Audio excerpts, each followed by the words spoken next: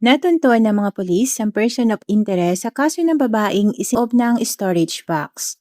Ito ay dahil sa barcode na nakadikit sa tape na ginamit ng suspect upang maisara ang kahon.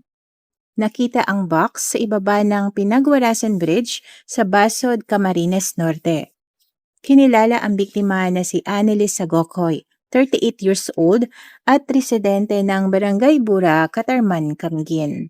Ang pangunahing suspect ay ang live-in partner ng biktima na isang security guard. Sa backtracking na ginawa ng mga pulis ay nakita sa CCTV ang suspect January 1, alas 9 ng gabi sa terminal ng bus ng Laguna, patungong Daet. Nagkarga ito ng isang mabigat na box. Ayon sa suspect ay tools at gamit na babasagin ang laman ng bagahe, kaya hindi nagduda ang mga taga-terminal na bangkay na pala ang nasa loob.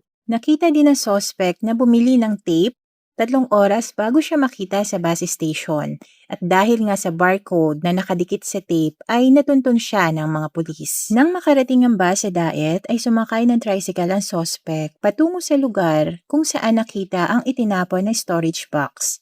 Nakipag-ugnayan ng tricycle driver sa mga pulis matapos na makita sa balita at social media ang box na itinapon sa ilog. Nang puntahan ang apartment ng mag-live-in partner ay nakita ang basag na bote at maaaring doon din pinatay ang biktima bago isilid sa kahon.